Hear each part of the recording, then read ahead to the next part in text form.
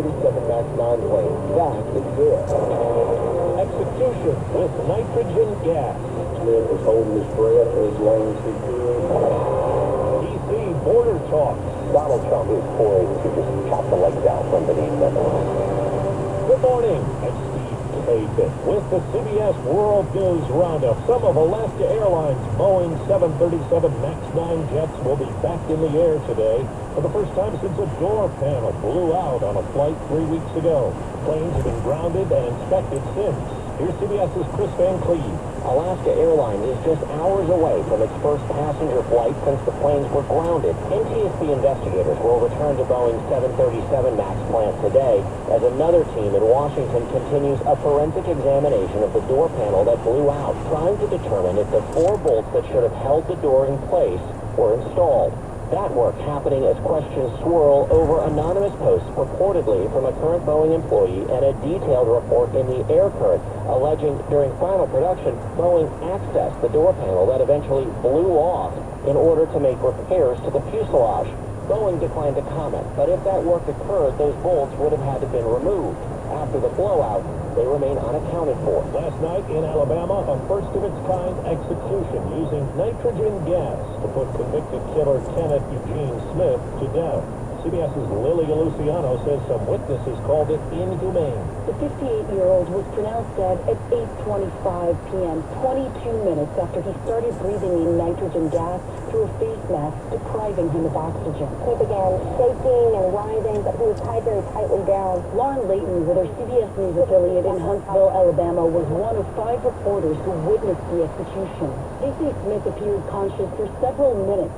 Then, for at least 2 minutes, he appeared to shake and writhe in the gurney, at times pulling against the restraints. Following that, they say his breath slowed until it was no longer perceptible. We didn't see somebody go unconscious in 30 seconds. What we saw was minutes of someone struggling for their life.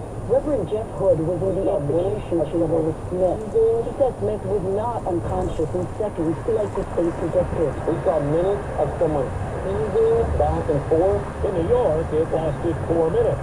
Former President Trump's testimony at his civil defamation trial as the jury will decide what additional damages he owes writer E. Jean Carroll. CBS's Errol Barnett. Trump said of Carroll, quote, "She said something I considered a false accusation." The judge ordered the comment stricken from the record. And when Trump said, quote, "I just wanted to defend myself, my family, and frankly the presidency," another objection and instruction to the jury to disregard. And when he said before taking the stand, "I don't know who the woman is," Judge Kaplan reprimanded him for interrupting. Exiting the courtroom, Trump was overheard saying, quote, "This is not America." The UN's highest court says it will not throw out the genocide case being brought against Israel for its military campaign in Gaza. It stopped short of calling for a ceasefire, but called on Israel to contain death and damage. Correspondent Jerika Duncan has an exclusive interview with Brittany Watts, the Ohio woman who had a miscarriage at home. The grand jury refused to charge her with abuse of a corpse. I go to the bathroom. I sit down on the toilet. I'm doubled over. And then that's when I hear splash. There's blood. I'm like, okay, well, I have to get cleaned up. All while thinking, wow, did that really just happen? Watts returned to the hospital. The nurse comes in saying everything's going to be okay.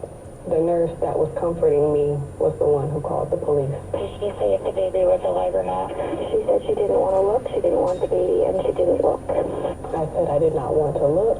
I've never said I didn't want my baby. Tesla is recalling nearly 200,000 vehicles because the backup camera may not display an image. 4 minutes after the hour. Well, that's today's news. Today's news.